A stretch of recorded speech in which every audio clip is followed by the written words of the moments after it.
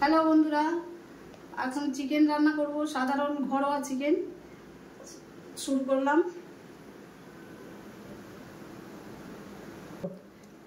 কড়াই গরম হচ্ছে, কড়াইয়ে তেল দিচ্ছি।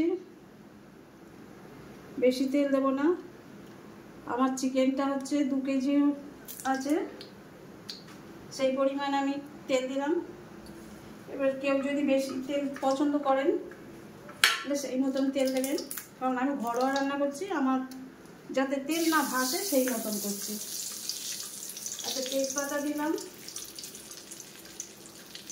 কয়েকটা এলাচ দিলাম, দারচিনি এলাচ দিলাম। একটু লাল হয়ে গেলে তারপরে লঙ্কাটা দেব। আর লাল হয়ে গেছে, এবার আমি লঙ্কা দিলাম।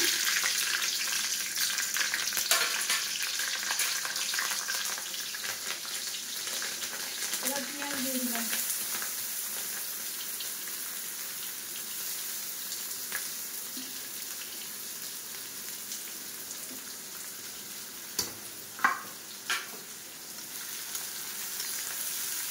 পেঁয়াজটা আমি একটু লাল করে নেবো, কারণ আমি মাংসের মধ্যে পেঁয়াজ আদা রসুনের সব মাখাই না।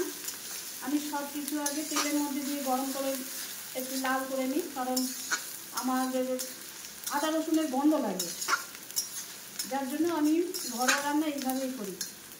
আগে থেকে চিকেনের যে দই টই সব মাখিয়ে রাখা হয়, সেইগুলো আমি ওইভাবে করি না। পেঁয়াজটা একটু লাল হোক, তারপরে আমি মশলা দেবো। দইটা এবার ফাটিয়ে নেব। 2 চামচ দই দিলাম। আপনারা চাইলে একটু বেশিও দিতে পারেন, আমি একটু কম করেই দিলাম, কারণ বেশি রিচ করবো না, সাধারণ ঘরোয়া খাওয়ার যেমন হয় আর কি। একটু ভালো করে ফাটিয়ে নিলাম।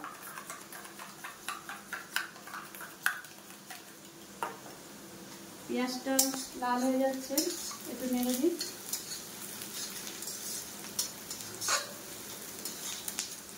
এখন লাল হয়ে গেছে, এইবারে আমি মশলা দেব।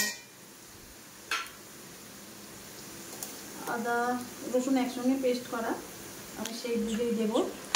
আর যেহেতু 2 কেজি মাংস, সেই পরিমাণ মতন আমাকে আদা রসুনটা দিতে হবে।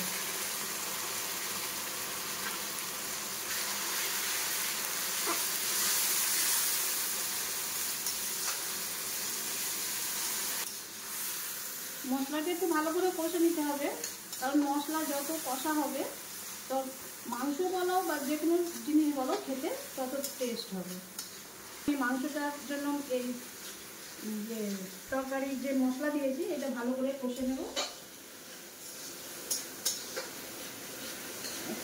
এবারে একটু টমেটো দিয়ে দিলাম। টমেটোটা তেলের সঙ্গে ভেজে নিলাম মশলার সঙ্গে।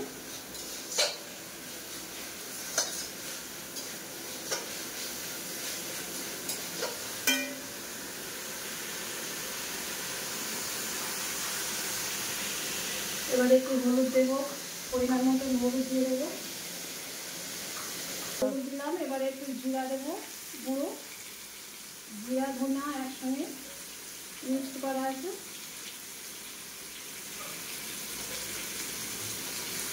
এবারে একটু নাড়ানাড়ি করে নিতে হবে।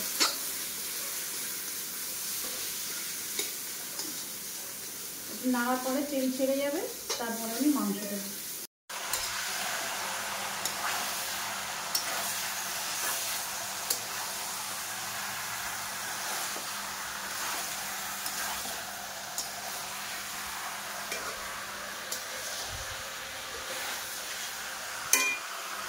এবারে আমি টক দইটা দিয়ে দেবো। যে টক দইটা রেখেছিলাম, টক দইটা দিয়ে দিলাম।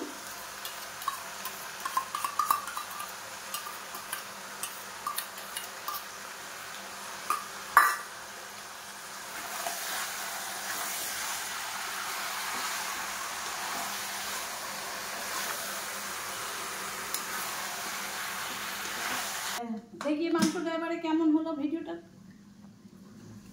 ওটা কাটো বলো।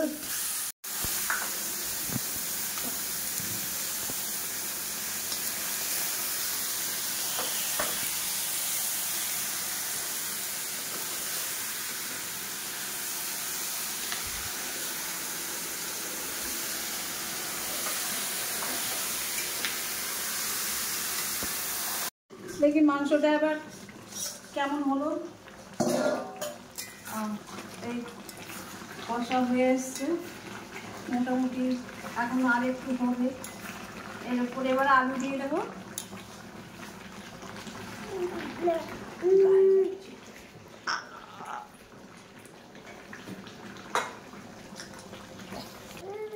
আমার আলু ভাজা ছিল, এবার এই মাংসের মধ্যে একটু আলু দিয়ে দিলাম, দিয়ে একটু নাড়াচাড়া করবো, তারপরে জল দেব।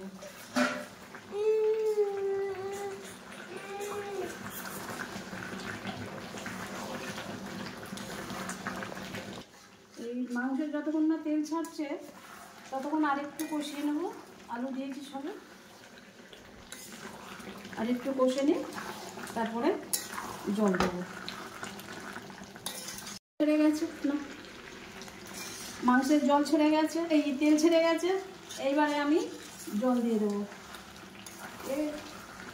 এবার লেগে লেগে যাচ্ছে, এবার আমি মাংসের জল দিয়ে দেবো। এই মশলা দেওয়া জলটা দিয়ে দেবো।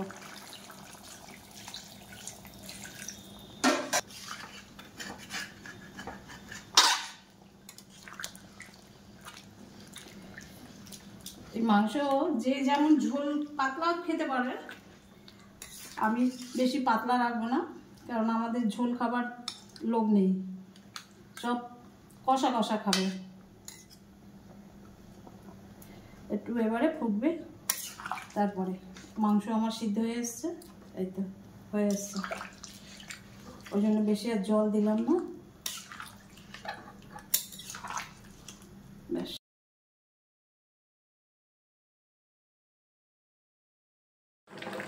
হয়ে গেছে। আমি একটু এবারে ধনে পাতা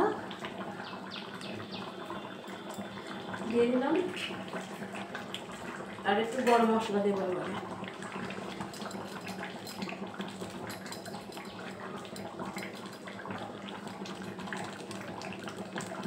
ব্যাস, একটু ফুটলে এবারে চাপা দিয়ে রেখে দেবো। ব্যাস, আমার মাংস রান্না কমপ্লিট।